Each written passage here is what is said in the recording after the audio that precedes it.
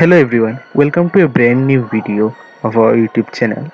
So today we are going to discuss about a brand new PC build, and this build is going to be mainly based on productivity work, not on gaming. If you want to make a particular gaming PC, you can consider all of these specifications, all of these details, but just make sure that you have a dedicated strong graphics card. Graphics card is mainly for gaming, not for video editing.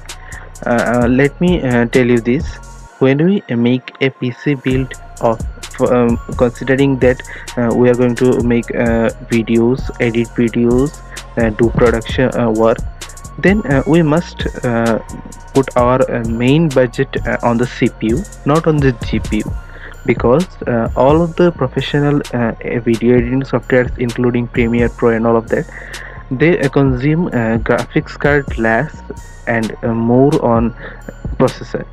So that means it's a simple equation that when you're going to make a video editing PC build, then you should consider more on the processor and less on the graphics card, and in case of gaming it's just opposite. Now let's start with the processor. All the product specifications will be written on the screen, so I'm not going to make the video much longer, so you can see the screen. And this is a Intel good strong processor for video editing. So we have chosen it, and it is 14nm based processor, and not too much latest, but it's okay based on the price. Now let's move to the next component. We have our SSD.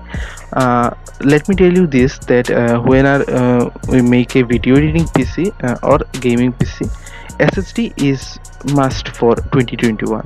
Moving to the next component, and now we have our RAM. Now guys, we have chose the best budget RAM possible. This is a Corsair Vengeance and 3200 megahertz RAM, and it is 16 gigs of RAM, which is perfect for video editing. Now let's move to the motherboard. All the details will be in the screen, and also will be in description box below. Now let's check the PSU, power supply unit.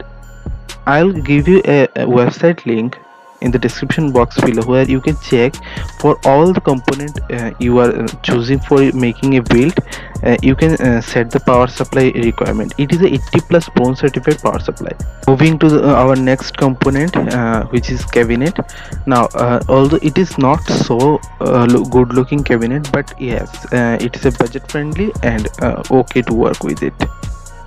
Now it's time to make the PC build. Before everything starts, we have to remove all the shields in the cabinet, and then first of all we make the processor into the motherboard. We feed the processor there. Just make sure that you use a little amount of paste, thermal paste there, so that it don't make the heat problem. So after this processor is installed, now we are going to install the fan, and then we'll make the all the connectivity right so that it works properly. It is recommended that before installing all the motherboards and all these things in the cabinet, you make sure that you check all the components are working properly or not, because when you fit the motherboard in the cabinet, it is very very irritating to remove it again and again check. So make sure to check it before you install it in the cabinet, that it is working properly or not. Now we have installed our RAM. Just make sure that when you install your RAM, if your motherboard has 4 slots, make sure that you put the RAM in first and third slot. Why is that? Because it will use 2 lane port, which is recommended for good performance. But yes, if your motherboard has only 2 slots, then go with 2 slots of RAMs. Now we have removed the IO shield, and we attached the IO shield, and now the motherboard is installed on the cabinet. Now the PC is approximately ready. Before I leave the video, just let me tell you one thing, that we chose a Intel processor, but you can go with a Ryzen processor too. Both are same, and it is considered that both processor are as good as in editing and in gaming also. But if you get a processor in cheap rate, it's good for your pocket too.